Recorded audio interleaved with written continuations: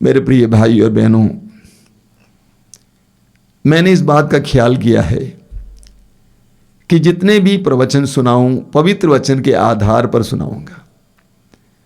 और मैंने देखा कि पवित्र वचन के आधार पर वचन सुनाने से उसका फल बहुत ही महान है। सुसमाचार में हम पढ़ते हैं कि प्रभु यीशु दृष्टांतों में लोगों को समझाते थे। छोटे छोटे दृष्टांतों के द्वारा प्रभु यीशु लोगों को ईश्वर के राज्य के रहस्यों को बताते थे। हमें मत्ती के सुसमाचार के अध्याय 18 में एक दृष्टांत पढ़ने को मिलता है। मत्ती के सुसमाचार के अध्याय 18 में वहां पर प्रभु यीशु एक निर्दयी सेवक का दृष्टांत सुनाते हैं। एक राजा था और उसने चाहा कि अपने सेवकों का लेखा ले, और इसलिए सेवकों को बुलाया गया। उसके सामने एक ऐसा सेवक पेश किया गया जिसका लाखों रुपयों का कर्ज था। राजा ने कहा, इसकी पत्नी और बच्चों को बेच डालो और इसको बंदी गृह में डाल दो, जो पैसा मिलता है जमा करो। वो रोने लगा, कलपने लगा और गिड़गिड़ाकर बोलने लगा कि महाराज मुझे समय दीजिए, मैं आपको चुका दूंगा, लेकिन मुझे समय दीजिए, समय दीजिए, समय दीजिए। उस राजा को उस पर तरस आया। उसने पल भर में उसके लाखों रुपयों का कर्ज माफ कर दिया, सारा कर्ज माफ कर दिया। आनंद के साथ राजा के वहां से वो जा रहा है बाहर। उसने अपने एक सहज सेवक को देखा जिसका सैकड़ों रुपयों का कर्ज था। उसने कहा कि मेरा पैसा चुकाऊं। उसी तरह वो भी गिड़गिड़ाने लगा, मैं चुकाऊंगा, मुझे समय दीजिए। लेकिन उसने उसके गला पकड़ लिया और उसको बंदी गृह में डलवा दिया। अन्य सेवकों ने ये सब देखा। उन्होंने जाकर राजा से कहा कि महाराज, जिसको आपने क्षमा कर दिया था लाखों रुपए का कर्ज, उसने अपने सह सेवक को सैकड़ों रुपयों के कर्ज के लिए बंदी गृह में डलवा दिया है। राजा क्रोधित हुआ, उसे वापस बुलाया और उससे कहा कि जिस तरह तुम मेरे सामने गिड़गिड़ा रहे थे उस समय मैंने तुम्हारे कर्ज को माफ किया, क्या तुम्हें उसको भी माफ नहीं करना चाहिए था? इसलिए उसको बंदी गृह में डाल दिया जाता है। जरा सोचिए, उस नौकर को कितना आनंदित होना चाहिए था। सेवक को लाखों रुपयों का कर्ज माफ किया गया। वर्षों से लाखों रुपए का कर्ज का बोझ उसके सिर पर था। शायद कई रातें वो सो नहीं पाता था। डरा डरा सा जीवन जीता था कि किस समय राजा मुझे पकड़ लेगा। ऐसी अवस्था में जीने वाला वह सेवक, उसका पल भर में मालिक सारा कर्ज माफ करता है। वो कितना आनंदित हुआ होगा, उसको कितनी बड़ी स्वतंत्रता का अनुभव हुआ होगा। आज भी बहुत सारे लोग हम देखते हैं बैंकों से कर्ज लिया है, बाकी वापस नहीं दे पाते हैं, कितने रोते हैं, डरते हैं, कांपते हैं, कितने परेशानी में रहते हैं। तो जरा सोचिए, उस सेवक का सारा कर्ज माफ कर दिया गया था, लेकिन दूसरे पल में उसने अपने सेवक को क्षमा नहीं कर पाया। इसलिए फिर एक बार वो बंदी गृह में डाला जाता है। जो आजादी उसको मिली थी, जो आनंद उसको मिला था, उसने पल भर में गंवा दिया। मेरे प्रिय भाई और बहनों, ये आप और मेरी कहानी है। यह आप और मेरी भी कहानी है। हर बार गलती करने के बाद प्रभु के सामने जाते हैं, प्रभु मैंने गलती की, मैंने अपराध किया, मैंने पाप किया, मुझे क्षमा कर। कितने ही बड़े अपराध क्यों ना हो, प्रभु हमें क्षमा करके जीने के लिए मौका देते हैं। लेकिन अगले पल में अपने पड़ोसी को क्षमा करने के लिए हम तैयार नहीं होते हैं। इसीलिए प्रभु ने जो क्षमा हमें दी है वो क्षमा वापस ली जाती है। मत्ती अध्याय 18 वाक्य 35 को पढ़ना।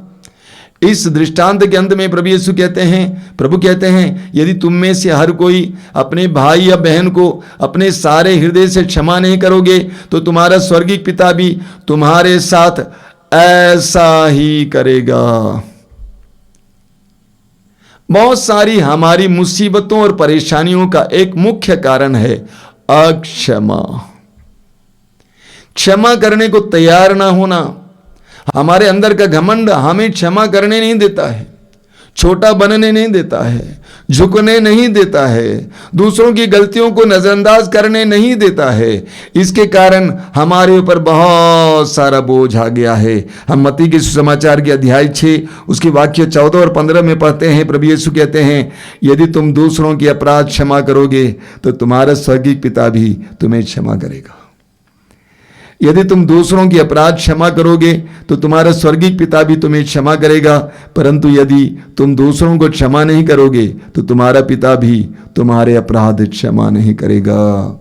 मेरे पीछे दोहराइए, हालेलुया। हालेलुया। प्रभु यीशु कहते हैं, यदि तुम दूसरों के अपराध क्षमा करोगे तो तुम्हारा स्वर्गीय पिता भी तुम्हें क्षमा करेगा।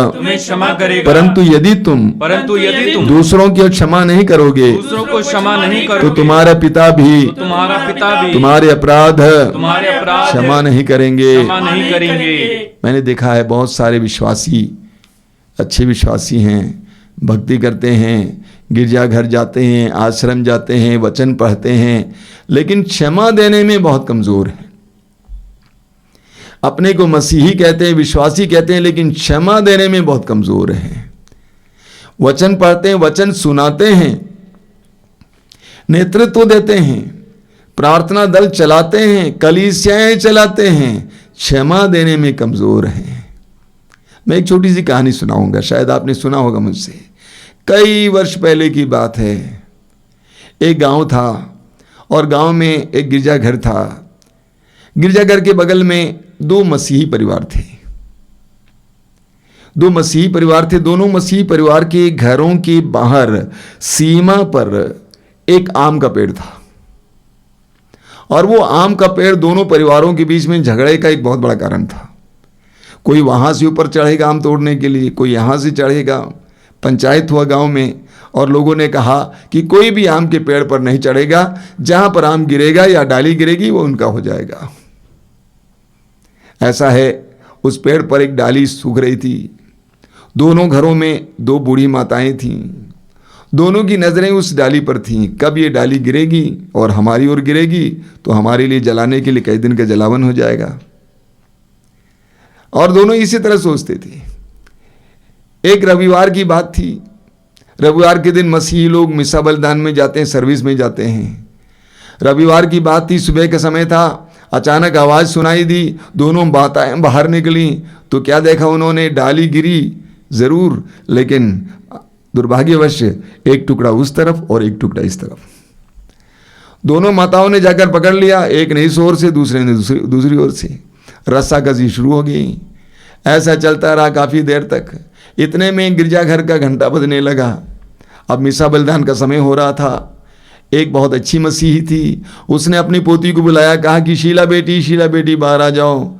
10 साल की वो शीला बेटी बाहर आई। पूछा कि दादी क्या बात है। उसने कहा कि बेटी तुम इसको पकड़े रहना, मैं गिरजाघर जाके वापस आती हूँ। यही हमारी भक्ति है।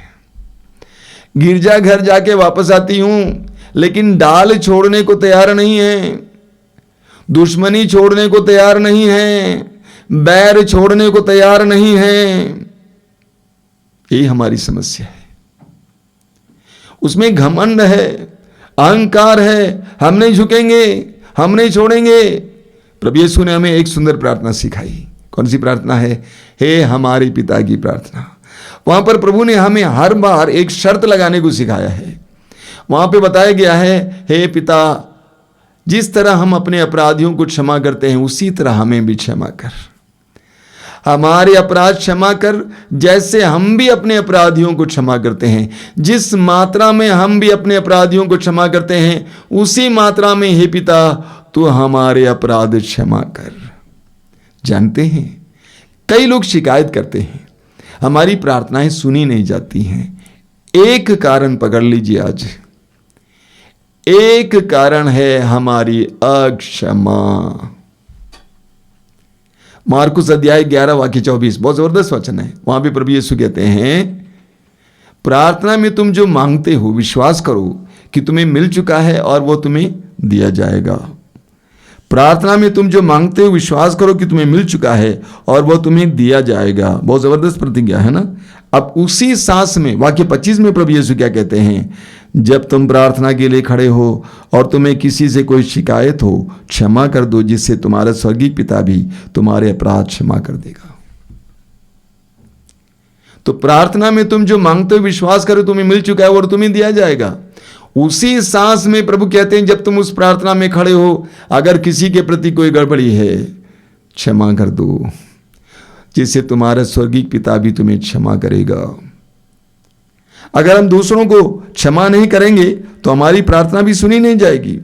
हम पढ़ेंगे इस्यास नबी के ग्रंथ उसके अध्याय 1 वाक्य 15 में, बहुत जबरदस्त वचन है, वहां लिखा हुआ है, प्रभु कहते हैं जब तुम अपने हाथ फैलाते हो तो मैं तुम्हारी ओर से आंख फेर लेता हूं। देखिए प्रभु कहते हैं जब तुम अपने हाथ फैलाते हो तो मैं तुम्हारी ओर से आंख फेर लेता हूं, मैं तुम्हारी असंख्य प्रार्थनाओं को अनसुना कर देता हूं। क्यों? क्योंकि तुम्हारे हाथ रक्त से रंगे हुए हैं। क्योंकि तुम्हारे हाथ रक्त से रंगे हुए हैं।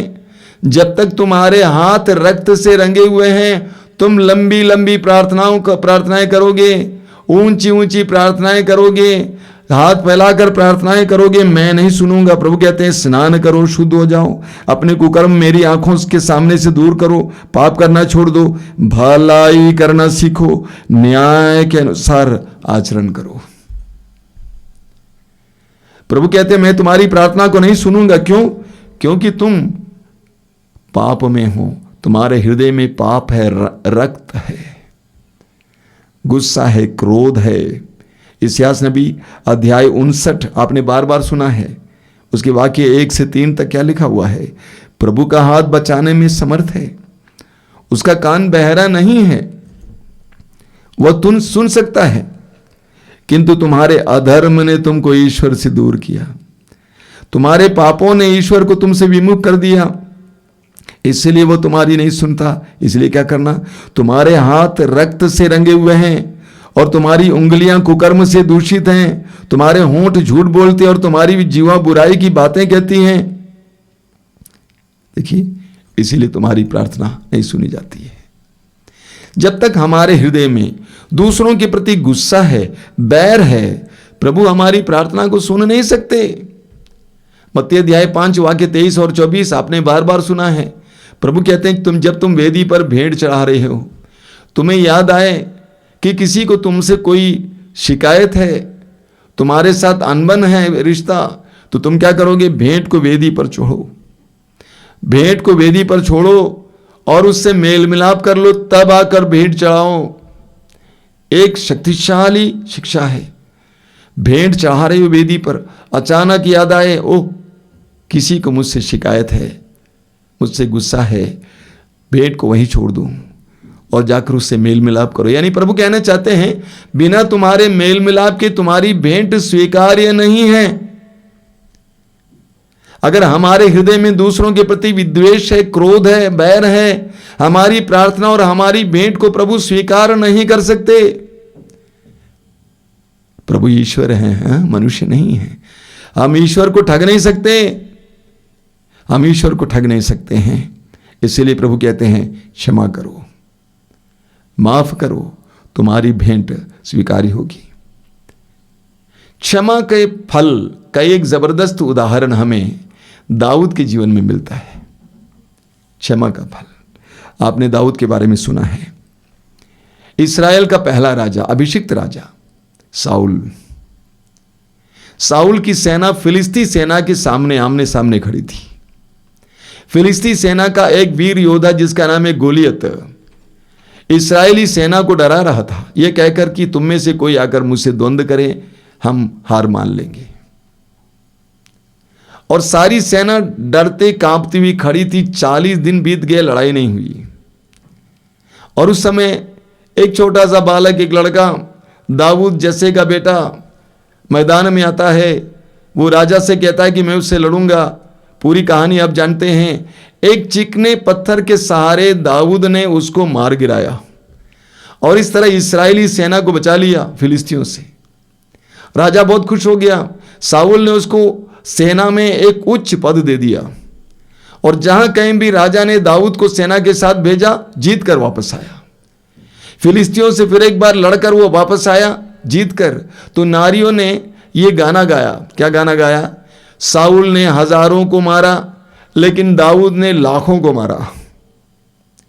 साउल ने हजारों को मारा लेकिन दाऊद ने लाखों को मारा। ये सुनकर साउल क्रोधित हो गया, उसके अंदर ईर्ष्या जगी और उस समय से वो दाऊद को मार डालना चाहता था। उसका बेटा जोनाथन उसको समझाने का प्रयास करता था लेकिन समझता नहीं था। राजा साउल दाऊद को मारने के लिए तुला हुआ था, इसीलिए दाऊद को उसकी नजर से भागना पड़ा। साउल की नजर से भाग जाता है सेना की एक टुकड़ी लेकर अपने दोस्तों के साथ, भागते हुए गुफे में जाकर बैठ जाता है। और राजा साउल दाऊद की खोज में वहां से आ रहा था, उसको शौच लगा और उस गुफे में चला जाता है। शौच करने के लिए गुफे में चला जाता है, जिस गुफे में दाऊद बैठा हुआ था। दाऊद के दोस्तों ने कहा कि तुम्हारा दुश्मन तुम्हारे हाथ में आ गया, उसको मार डालो। दाऊद ने कहा नहीं, प्रभु के अभिषिक्त पर मैं हाथ नहीं उठाऊंगा, हाथ नहीं डालूंगा। लेकिन साउल राजा के बाह्य वस्त्र का एक छोटा सा टुकड़ा अपने तलवार से काटकर अपने हाथ में रख लिया। जब साउल वहां से उठकर चला गया, कुछ दूरी तक पहुंच गया दाऊद और उसके मित्र बाहर आए। दाऊद ने आवाज दिया, पिता मैं दाऊद हूं। आप जानते हैं जिस गुफे में आप शौच करने आए थे उस गुफा में मैं बैठा हुआ था। मैं आप पर हाथ डाल सकता था लेकिन प्रभु ने ऐसा करने नहीं दिया। देखिए आपके कपड़े का टुकड़ा। और साउल रो पड़ता है। साउल क्या कहता है आप पढ़ेंगे सामुएल का पहला ग्रंथ उसके अध्याय 24 में, वहां पे लिखा हुआ है, जब दाऊद साउल से ये बातें कह चुका था तो साउल ने कहा, दाऊद बेटा क्या ये तुम्हारी आवाज है? इसके बाद साउल फूट फूट कर रोने लगा। बताइए, राजा जिसको दाऊद ने जीवन दिया, प्रदान किया, वो फूट फूट कर रोने लगा और दाऊद से बोला, न्याय तुम्हारे पक्ष में है। तुमने मेरे साथ भलाई और मैंने तुम्हारे साथ बुराई की है। तुमने आज इसका प्रमाण दिया कि तुम मेरी भलाई चाहते हो। प्रभु ने मुझे तुम्हारे हवाले कर दिया था और तुमने मुझे नहीं मारा। जब शत्रु वश में आ गया हो तो कौन उसे यूं ही जाने देता है?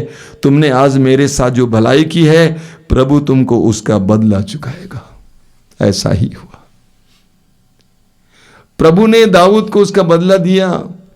दाऊद इस्राएल का यशस्वी राजा बना, 40 साल तक शासन किया।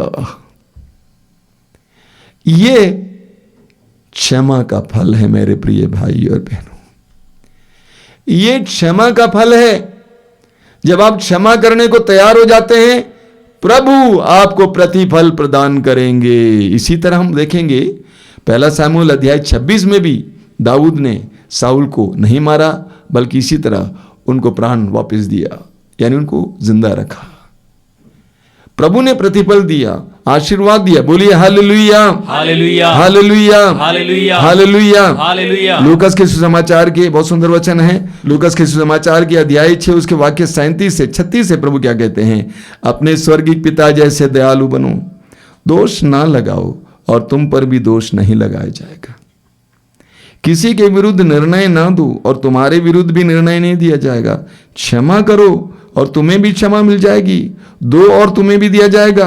दबा दबा कर हिला हिला कर भरी हुई ऊपर उठी हुई पूरी की पूरी नाप तुम्हारी गोद में डाली जाएगी, क्योंकि जिस नाप से तुम नापते हो उसी से तुम्हारे लिए भी नापा जाएगा। जिस नाप से तुम दूसरों के लिए नापोगे उसी से तुम्हारे लिए भी नापा जाएगा।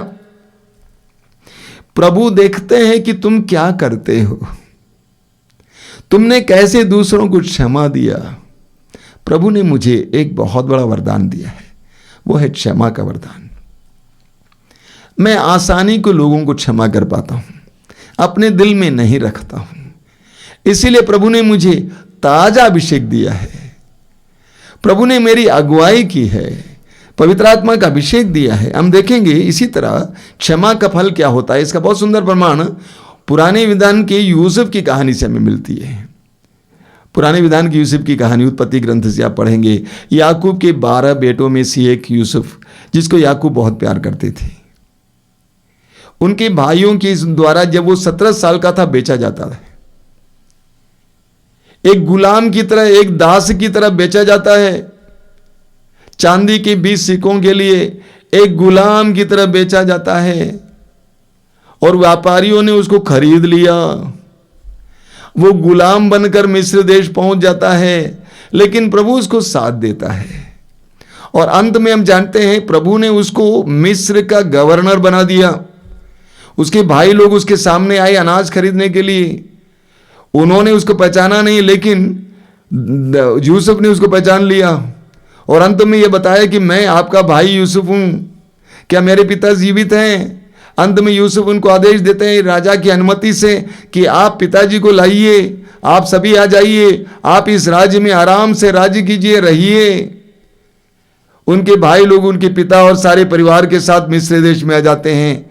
आदर सम्मान के साथ उनका स्वागत किया जाता है और उनको मिस्र देश में बहुत बड़ा स्थान दिया जाता है। वे आराम से जीवन जीते हैं। लेकिन जब याकूब मर गया, यानी यूसुफ का पिता मर गया, तो वे सभी घबरा गए। वचन में लिखा हुआ है उत्पत्ति ग्रंथ की अध्याय 50 में, मैं सारे वचन को पढ़ना चाहता हूँ। वाक्य 15 से, यूसुफ के भाई अपने पिता के देहांत के बाद आपस में कहने लगे, हो सकता है कि यूसुफ हमसे बैर करे और हमने उसके साथ जो बुराई की है उसका बदला चुकाएं। इसीलिए उन्होंने यूसुफ के पास यह संदेश भेजा, पत्र भेजा। क्या कह के? मरने से पहले आपके पिता ने आपको यह संदेश कहला भेजा था, तुम्हारे भाइयों ने तुम्हारे साथ अन्याय किया है। मेरा निवेदन है कि तुम अपने भाइयों का अपराध और पाप क्षमा कर दो। इसीलिए आप अपने पिता के ईश्वर के सेवकों के अपराध क्षमा कर दीजिए। उनकी ये बातें सुनकर यूसुफ फूट फूट कर रोने लगा।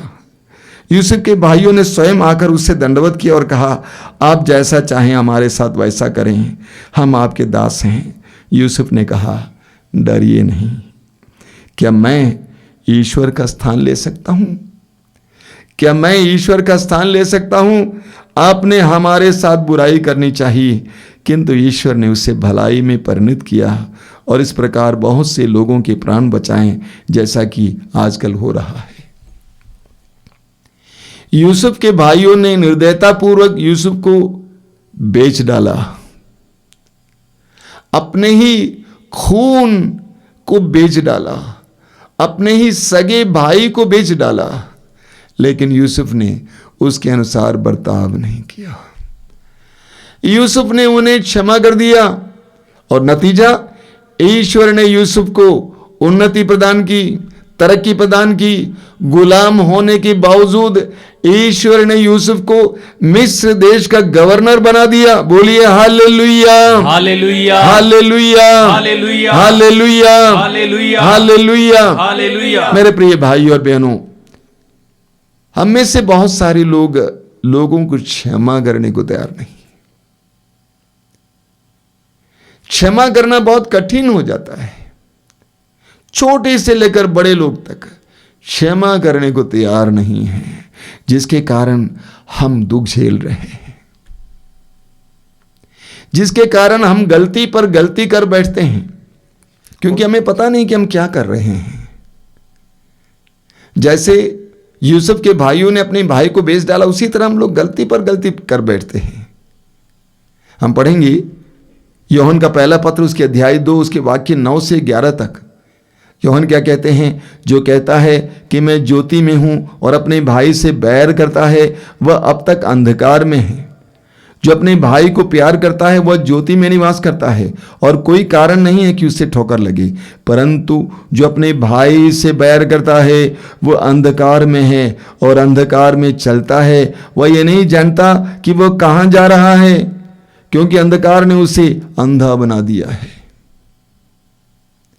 जब हमारे अंदर क्रोध बना रहता है, दुश्मनी बनी रहती है, बैर बना रहता है, हम अंधकार में हो जाते हैं। हमें समझ में नहीं आता हम कैसा बर्ताव करते हैं, क्या बोलते हैं। हम गलती पर गलती कर बैठते हैं और उसका बोझ हमारे ऊपर आता है, भी सफर हम झेलते हैं। बहुत साल पहले की बात है, 1982 में। उस समय युवाओं के लिए काम कर रहा था। एक भाई हैं जिनका नाम छोटे भाई, उनके साथ उत्तर प्रदेश और राजस्थान के युवाओं के लिए काम कर रहा था। ग्वालियर शहर में गिरजाघर में कार्यक्रम होना था युवाओं के लिए। हम लोग वहाँ पहुँच गए। गिरजाघर के बगल में एक मसीही परिवार है। उस परिवार की बेटी युवती का नाम था लूसी और उसका पिता गंभीर रूप से बीमार थे। दमे का बीमार। हम लोग देखे घर पे जाके, जाड़े का मौसम था, धूप में खटिया पर पड़े थे और हल्का कपड़ा पहने थे, नीचे एक डिब्बा, खाली डिब्बा रखा हुआ था थूकने के लिए। वो यहाँ तक कि बोल नहीं पाते थे, इतनी गंभीर अवस्था में थे। हम लोगों ने उनसे कहा कि हम आपके लिए प्रार्थना करें यीशु के नाम पर। उन्होंने हाथ दिखाया, हमें प्रार्थना की ज़रूरत नहीं है। हम समझ गए उनके अंदर बहुत ज़्यादा क्रोध है, वैमनस्य है। उनकी पत्नी से जाके पूछा कि क्या कारण है। पत्नी से सारी बातें बता दी।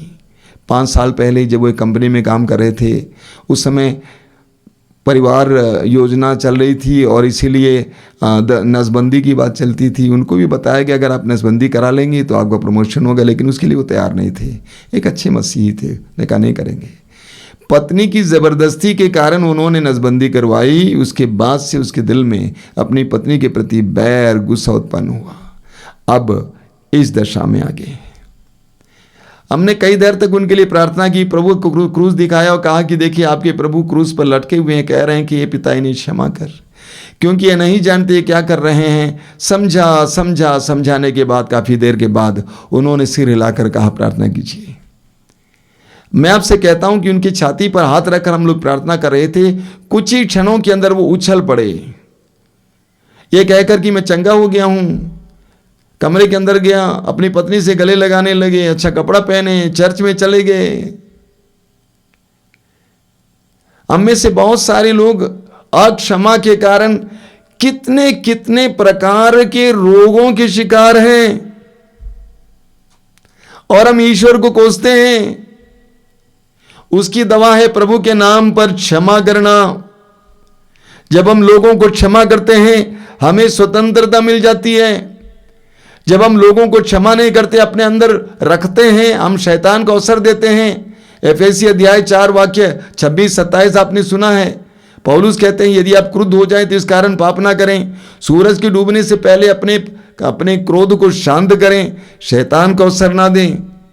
जब हम अपने हृदय में क्रोध को बनाए रखते हैं, हम शैतान को हमारे जीवन में कार्य करने के लिए अवसर देते हैं। शैतान हमारे अंदर कार्य करने लगता है, हमें परेशान करता, हमें बीमार कर देता है। इसीलिए कभी भी हमारे हृदय में क्रोध बनाए नहीं रखना चाहिए। हमें क्या करना चाहिए?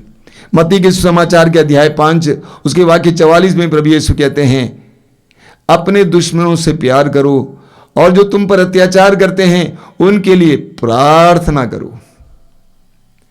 अपने दुश्मनों से प्यार करो, अपने हृदय में अपने दुश्मनों के लिए प्यार जगाओ।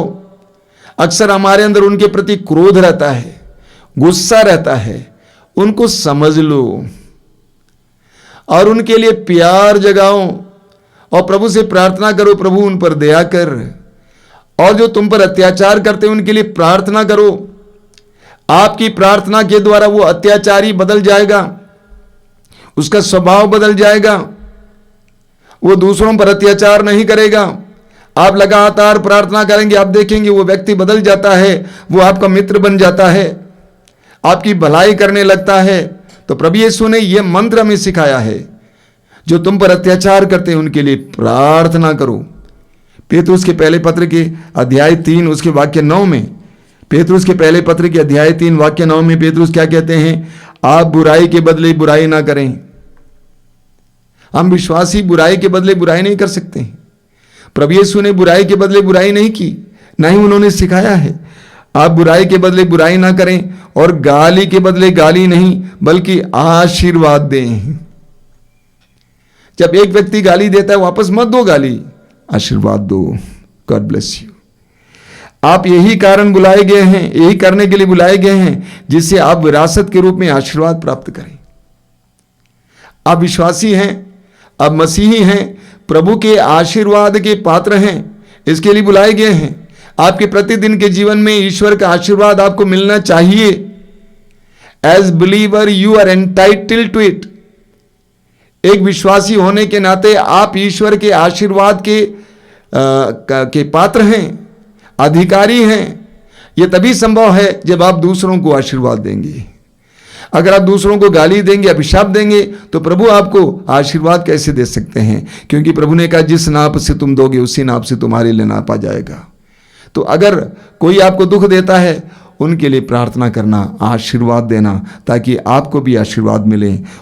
देखिए रोमियो के पत्र में संत पौलुस क्या कहते हैं, रोमी अध्याय 12 उसके वाक्य 19 से, प्रिय भाई और बहनों, आप स्वयं बदला न चुकाएं बल्कि उसे ईश्वर के प्रकोप पर छोड़ दें, क्योंकि लिखा है, प्रभु कहता है, प्रतिशोध मेरा अधिकार है, मैं ही बदला चुकाऊंगा। हम विश्वासी होकर बदला नहीं चुका सकते, प्रभु के हाथ में छोड़ना है। वो न्यायी है, वो सही न्याय करेगा। आगे पौलुस कहते हैं, इसलिए यदि आपका शत्रु भूखा है तो उसे खिलाएं, और यदि वो प्यासा है तो उसे पिलाएं, क्योंकि ऐसा करने से आप उसके सिर पर जलते अंगारों का ढेर लगाएंगे। अगर आपका शत्रु भूखा है उसको खिलाओ, प्यासा है उसे पिलाओ, इस तरह वो शर्मिंदा हो जाएंगे। मैं एक बात बोला करता हूं, nobody can resist love forever. कोई भी हमेशा के लिए प्यार का तिरस्कार नहीं कर सकता है। कुछ समय के लिए तिरस्कार कर सकता है, हमेशा के लिए नहीं। आगे पौलुस क्या कहते हैं, आप लोग बुराई से हार ना माने बल्कि भलाई द्वारा बुराई पर विजय प्राप्त करें। हम विश्वासी हैं, हमें बुराई पर विजय प्राप्त करनी है। कैसे? भलाई के द्वारा, अपने भले कर्मों के द्वारा हम बुराई पर जीत पाएंगे। मेरे प्रिय भाई और बहनों, प्रभु अपने पवित्र वचन के द्वारा हमें शिक्षा दे रहे हैं। हम हमारे जीवन की हर दुर्बलता, कमी, परेशानी के लिए ईश्वर को कोसते रहते हैं। प्रभु आज कहते हैं, तुम ये जान लो, तुम्हारी कई समस्याओं और परेशानियों का मुख्य कारण तुम स्वयं हो। तुम क्षमा नहीं करते हो। हम क्षमा करना सीखें। प्रभु ने वचन में क्या कहा, वह दबा दबा कर ऊपर उठा हुआ नाप हमारे गोद में डाल देगा। वो उदारता पूर्वक हमें देगा। जब हम दूसरों के प्रति उदार बनते हैं, उनको क्षमा करते हैं बिना गिनती किए। अक्सर लोग बोलते कितनी बार, कोई गिनती नहीं है। प्रभु यीशु ने स्वयं कहा है, पेतरुस से कहा मत्ती अध्याय 18 में उसके वाक्य 21 में, कोई गिनती नहीं। बिना गिनती के क्षमा करना। ईश्वर बिना गिनती किए, बिना हिसाब रखे हमें क्षमा करता है। हमें भी ऐसा ही करना है। आइए हम प्रार्थना करें। अपने आंखें बंद रखिए। प्रभु यीशु धन्यवाद देते हैं तेरे इन पवित्र वचनों के लिए। तेरे दिव्य वचनों के द्वारा तूने हमें रहस्यपूर्ण बातें बताई हैं। हमारे जीवन में कितनी विडंबनाएं, कितनी पीड़ाएं हैं, उसका एक महत्वपूर्ण कारण है हमारी अक्षमा। हम दूसरों को क्षमा नहीं कर पाते हैं, जिसके कारण हमारे अंदर बहुत सारे बंधन आ जाते हैं, हम रोगी बन जाते हैं। प्रभु यीशु तूने कुलवारी पहाड़ पर क्रूस पर लटकते समय पुकार कर कहा, हे पिता इन्हें क्षमा कर। अपने अत्याचारियों के लिए तूने प्रार्थना की, हे पिता इन्हें क्षमा कर, क्योंकि ये नहीं जानते क्या कर रहे हैं। हमें भी तेरी इस प्रार्थना को बार बार दोहराने की कृपा दीजिए। उन लोगों के लिए जिन्होंने हमारे ऊपर अत्याचार किया, हमें दुख दिया है, बार बार ये कहने के लिए, पिता इन्हें क्षमा कर, क्योंकि ये नहीं जानते क्या कर रहे हैं। एक ऐसी कृपा में प्रदान कीजिए यीशु, क्षमा दान का वरदान दीजिए यीशु, ताकि हम हर समय आनंदित रहें, हम ताजा जीवन जी सके, हम तेरी कृपाओं के माध्यम बन सके, हम तेरी कृपाओं के योग्य और पात्र बन सके। धन्यवाद यीशु, धन्यवाद, धन्यवाद यीशु, धन्यवाद यीशु, धन्यवाद।